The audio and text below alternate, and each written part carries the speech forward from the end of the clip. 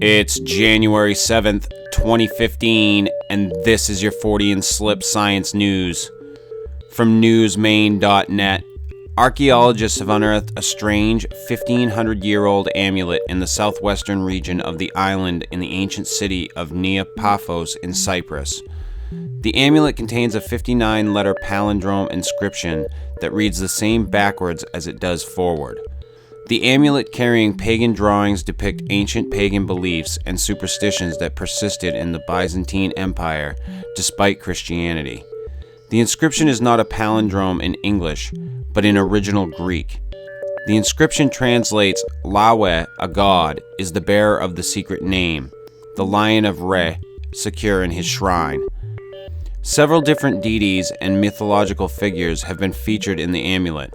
They include a cynocephalus, a creature with the head of a dog. This is a depiction of the god of silence Harpocrates. Another depiction is of a mummy wrapped up in traditional bandages. According to Professor Joachim Sliwa, the creator of the religious item did not really know what he was doing. He made mistakes on some of the letters in the palindrome. He said, "It must be stated that the depiction is fairly unskilled and schematic. It is iconographically based on Egyptian sources, but these sources were not fully understood by the creator of the amulet." Despite the flaws, the researchers think this ancient amulet will provide clues about the propagation of monotheism. From theblaze.com. Human beings have made huge leaps in camera technology in the past 2 decades, and thankfully we're using that technology for more than just selfies. In 1995, the world was exposed to what would become one of the Hubble Space Telescope's most iconic pictures of deep space, a trio of cold gas columns washed by the light of newborn stars. The image from M16, the Eagle Nebula, was quickly dubbed the Pillars of Creation. Arizona State's Paul Scowen, who along with the astronomer Jeff Hester, led the original Hubble observations of the Eagle Nebula, recalled the first time he saw the pillars. Quote, "I called Jeff Hester on his phone and said, 'You need to get here now,' Scowen said.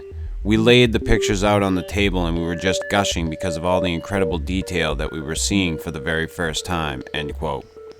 On Monday, 20 years after the initial photograph, NASA released new high-definition images of the pillars.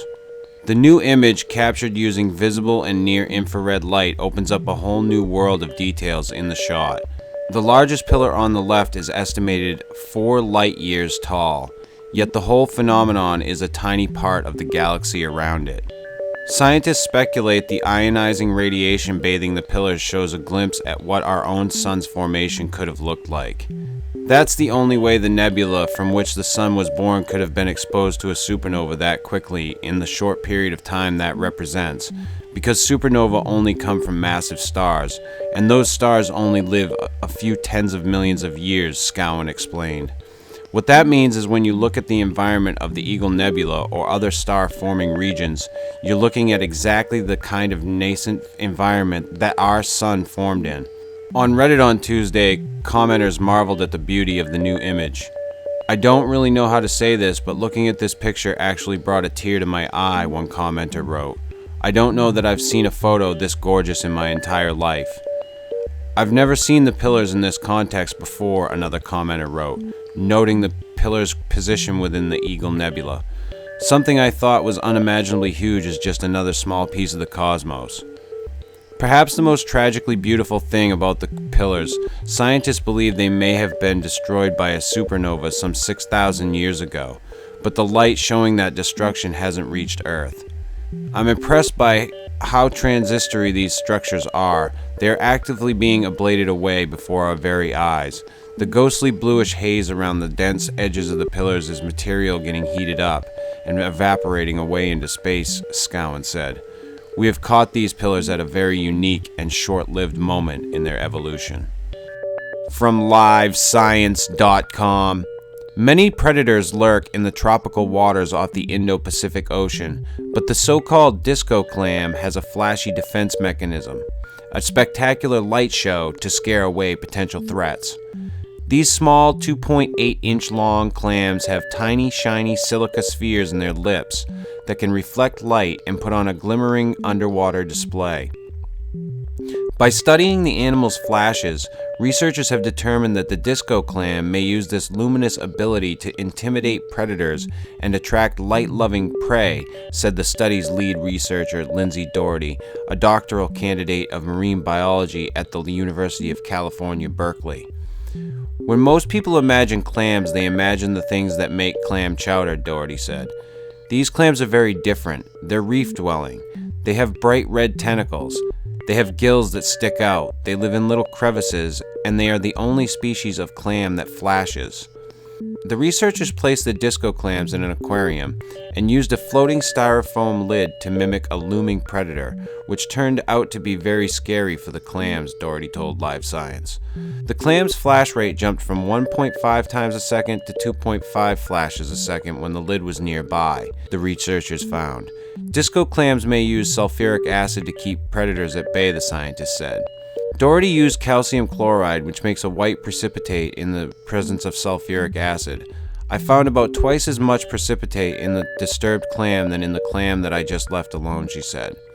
More tests are needed to verify that disco clams secrete sulfuric acid when threatened, but the defense is a common one among other marine creatures, including some snails and other clams.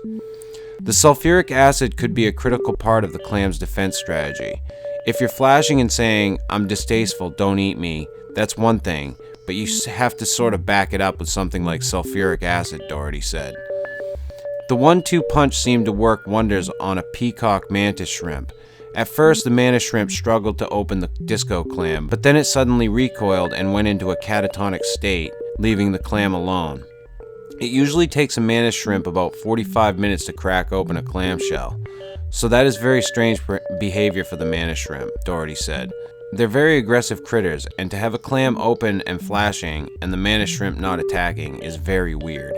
It's likely that the clam used sulfuric acid or another irritating agent to protect itself, Doherty said. Preliminary tests also showed that the disco clams flash more times a second when prey such as plankton are nearby, but it's difficult to test the clam's eating habits in an artificial environment. So Doherty and her colleagues plan to travel to Indonesia this year to study the disco clams in their natural ecosystem. Another test found that although the clams have about 40 tiny eyes, their vision likely isn't good enough to detect the flashing of other disco clams for mating purposes.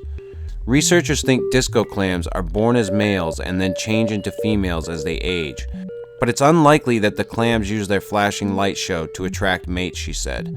We did not find much chemical or visual attraction to one another, and research into their eyes suggests that they may not be able to perceive the flashing in one another, Doherty said.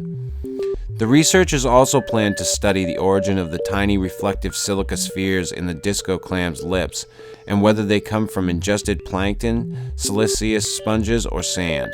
Doherty's team may be the only group currently researching the disco clam, said Gene Serb, an associate professor of evolutionary biology at Iowa State University, who was not involved with the study.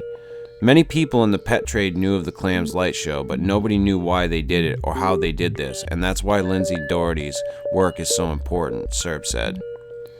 Many people have dismissed mollusks as relatively simplistic because they don't have heads, but research shows that they have complex behaviors and a unique set of genes, Serb said. For instance, the oyster genome has 28,027 genes, about a third of which are unique to the oyster. According to a 2012 study published in the journal Nature, likewise, Serb found that a large portion of the DNA coding for the sea scallop's vision are unique to mollusks. What Lindsay's work is going to help with is getting some focus on this large group of organisms that actually have lots of really strange and unusual functions and interesting traits, Serb said. And I think this gets back to what is going on with their DNA. I know this story was way long, but it was pretty fascinating, and if you get a chance, go to Live Science. There's a video that shows the mantis shrimp trying to get into the clam and the recoil and all that they were discussing. Some pretty interesting stuff. I'm Chris York, and this has been your Fortean Slip Science News.